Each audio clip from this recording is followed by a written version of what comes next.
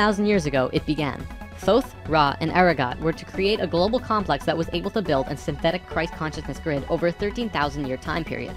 The first thing they did was to fly to a place which is now called the Giza Plateau, but back then it was known as the land of Chem. It was also a rainforest back then as well, not desert like it is today. First, they created a grid around the planet fourth dimensionally, and then began to construct it in the physical third dimension. They went to the male energetic axis of the Earth and constructed a complex which today is called the Solar Cross. These men were sixth-dimensional beings at that time and were living at a very high level of consciousness, so whatever they thought happened instantly. It was that simple. According to Thoth, he built the Great Pyramid, not the Egyptian king Cheops. Thoth says that it was built 200 years prior to the pole shift and built very quickly. These pyramids were aligned precisely with both Fibonacci and golden mean spirals emanating from out of the solar cross. Interestingly enough, Edgar Cayce also channeled that the pyramids were constructed in this time. The pyramids were also found to be built from the top down. The stones on top were placed first, which has baffled researchers ever since. Every time more is learned about the pyramids, we move further into dark on understanding how they were formed. If what Thoth says is true, well, that explains everything. From there, Thoth and friends constructed an entire network of temples and structures along this grid fourth dimensionally, placing them on nodes on the new synthetic Christ consciousness grid they were creating.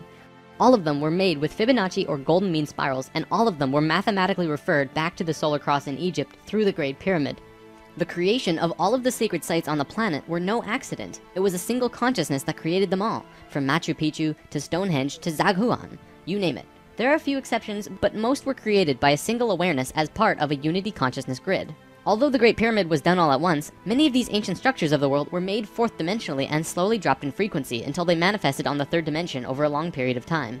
Richard Hoagland's research brings this forward, but he wasn't the first either. They showed how one sacred site is extrapolated from another to another to another. A hot topic of discussion right now are ley lines. These are simply geometric relations between sacred sites. Archaeologists are now finding these huge connections between major spiritual sites in the globe, and now we know why they're connected. These sites had to be built physically so that the Christ consciousness grid could manifest.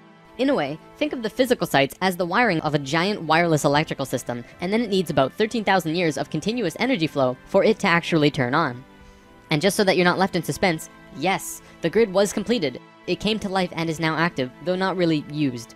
Congratulations, Earth! We actually survived. Not only has Thoth told us this in person, but he's also written it down in the Emerald Tablets. These tablets were left in the Great Pyramid thousands of years ago. There are 12 tablets in total, formed from a substance created through alchemical transmutation. They are imperishable, resistant to all elements and corrosion. Their atomic structure is fixed in place, and no change can ever take place. In that respect, they violate the material laws of ionization. These tablets share a great wisdom, and you can read them at over 100 different levels of consciousness, and you will always understand them differently. If you're interested in this stuff, you should definitely consider reading them. As you can probably tell, Thoth plays a pretty large role in what happened. Most of this information comes from him. Thoth also provided most of this information about the flower of life and its geometric relationship to consciousness with us. And this stuff is tied intimately to the geometry of the universe. Considering the quality and quantity of information that he has shared, it makes you really start considering that this next part can be true. The Great Pyramid has a legendary missing capstone. According to the Emerald Tablets, deep under the Great Pyramid there's a room called the Hall of Records. This room was not built by Thoth and long predates the Atlantean civilization. Within the Hall of Records is the capstone of the pyramid, which is 5.5 inches high, solid gold, and completely holographic image of the Great Pyramid. It has all of the little rooms and everything. However, this leaves us with a 24 square foot piece of the Great Pyramid that's missing. If what Thoth says is true, that missing piece actually belongs to a very special airship that exists on Earth. And the way to the airship is through the Sphinx. The Sphinx, according to Thoth, is not 12,000 years old, but dates back over 5.5 million years on Earth. Deep under the Sphinx, about 1 mile down, is a round room with a flat floor and flat ceiling. Inside this room is the oldest synthetic object on Earth. The object is about 2 city blocks in size. It's round like a disc and has a flat bottom and top. It is also only about 3 atoms thick, except for a pattern on the top and bottom which looks like this. This pattern is 5 atoms thick. Thoth says that it's powered by consciousness, thoughts, and feelings, and connects with your own living Merkaba, which means that it becomes an extension of you and your own energy fields. The ship is also intimately connected with the spirit of the Earth, and is the protector for the whole planet. Thoth built the pyramid the way he did to fit with the ship. When on top of the Great Pyramid, it creates this image from above. The disc ship has a circumference equal to the perimeter of the Great Pyramid. As we discussed in Lesson 11, whenever that ratio appears, life occurs. This ship can only be used by the purest of souls. See, whenever we approach the point in the precession of the equinox where our poles do these shifts, we become very vulnerable. Things often degenerate, and while things become chaotic, there are often other species who wish to take us over. This has always happened, not just with us, but with all evolving consciousness. Every time a takeover seems imminent, a very pure person will find their way to the ship and raise it into the air. The earth and sun will connect with that person and give him or her great power. Then, whatever that person thinks and feels will happen. And think about it. If consciousness is the primary core component of the entire planet, does it not make sense that it would have its own defense mechanism? This defense is an airship that plugs into the earth and the sun, allowing the earth to have protection. Our takeover event actually already happened, the same year the Christ grid was activated. The year was 1989, and we were having some troubles with the Greys, a race of ETs who were slowly plotting takeover due to a previous scuffle we were having. A very pure woman in Peru made the ascension process into the Christ consciousness grid and found the ship. She tuned it to the frequency of the fourth dimension, where she raised it through the earth and into the air, and manifested a situation for the Greys to leave. Within a very short time, the Greys began getting sick, and remained sick for as long as they stayed here. They have been forced to leave for now, and we are once again safe.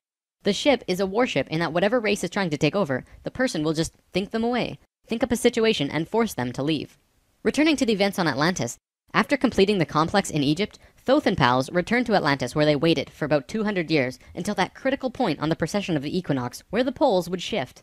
They knew that Atlantis would sink, and they would be ready. Previously on Thoth and pals. Thoth, the poles are shifting. Oh, the pole shift? Yeah, whoa, what's wrong with your eyes? I don't know. When Thoth first saw signs of the polar shift, they returned to the land of Khem and raised the warship into the sky. They went to Atlantis and picked up the Nacals. The Nacals weren't just passengers though, and each and every being was working in unity to create a very powerful Merkaba around themselves and the ship. They returned to the Great Pyramid and landed the ship on top, forming the phi ratio with the pyramid. And then, it happened. The poles began to shift, and human consciousness began to plummet. Simultaneously, the electromagnetic and magnetic fields of the Earth collapsed, and all life on the planet went into the Great Void, the 3.5 days of absolute blackness described by many ancient cultures in the world. The Emerald Tablets say that whenever we go through a polar shift, we go through a void space as we change our frequencies for about 3.5 days. This is also in the Troano document, depicted by 3.5 stones painted black. This refers to a time when we go through what science calls the electromagnetic null zone. During the pole shift, a phenomenon takes place where everything just seems to disappear for a certain time. Usually it's between 2 to 4 days, and the last time it was 3.5 days. Here's where it gets interesting. What happens to us does not usually happen to a normal species, because most advanced species will have their Merkabas handy at the time of the shift. We didn't, due to our little crisis, and we got sucked into the void space without protection. This resulted in us losing our memories. Science realizes that all of our memories are connected through cells in our brains as well as fields around our heads. What is not entirely understood by science yet, at least not directly, is the connection our memories have with the planet itself. We've discussed this before. The magnetics of the Earth affect how we think and act. The Merkaba is an electromagnetic field that you create around your body that can serve as protection from void as you're consciously going through it. What happened to us when we didn't have that protection? It was a clean wipe. When we existed on Atlantis, we were living at a very high level of consciousness in a higher dimension. We had extremely advanced and sophisticated bodies and minds, and were capable of practically anything, living in a dimension where molecules were spaced so far apart that consciousness could interact with them without physically moving. It's hard to explain because you can literally shape your environment immediately through your consciousness in these higher frequencies. In that sense, we were creators, knowing and understanding oneness, beings of love. But then we fell. We dropped back down to this place called the third dimension. We also fell in consciousness back to zero. We forgot how to use the pineal gland, and it slowly shrunk to the size it is now, like a raisin, where it's supposed to be eyeball size. When this happened, we forgot how to breathe source energy into our bodies, and our lifespans went kaput. Eventually, we went from 900 years to what it is today. We had not experienced this dense reality that we had before, at least for a very long time. We were kind of like a supercomputer that gets completely wiped, no operating system or anything. We had these advanced physical bodies, but we didn't know how to use them. This is why today we are so physically advanced compared to pretty much all the other animals in this third dimension. For a time, the survivors of the Atlantean fall, and there were a few, were literally hairy barbarians. We even had to rediscover fire. The reason we're having such a hard time finding evidence of Atlantis is because for the most part, the events of Atlantis took place on a much higher dimension than our physical Earth exists on right now.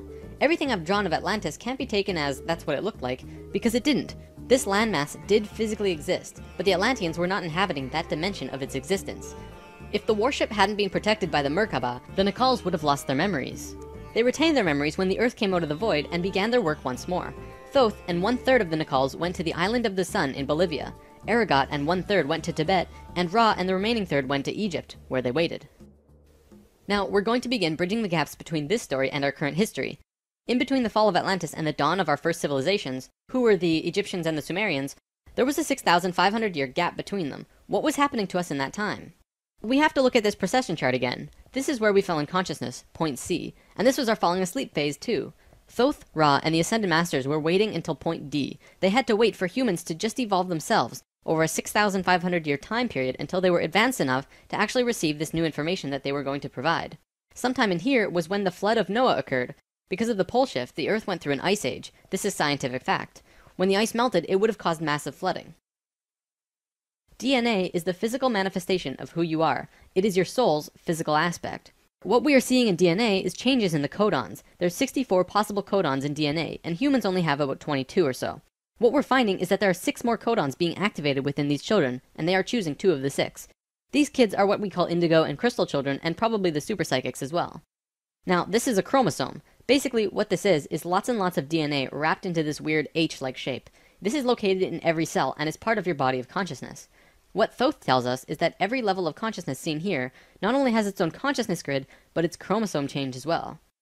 The second level, where we are now, has 44 and 2 chromosomes. To any scientist, this is basic biology. The first level, however, has 42 and 2, and this third level has 46 and 2. The fourth and fifth have 48 and 2 and 50 and 2 respectively. The primary physically visible difference between these DNA in all life is height. The first level has an average height of 4 to 6 feet tall.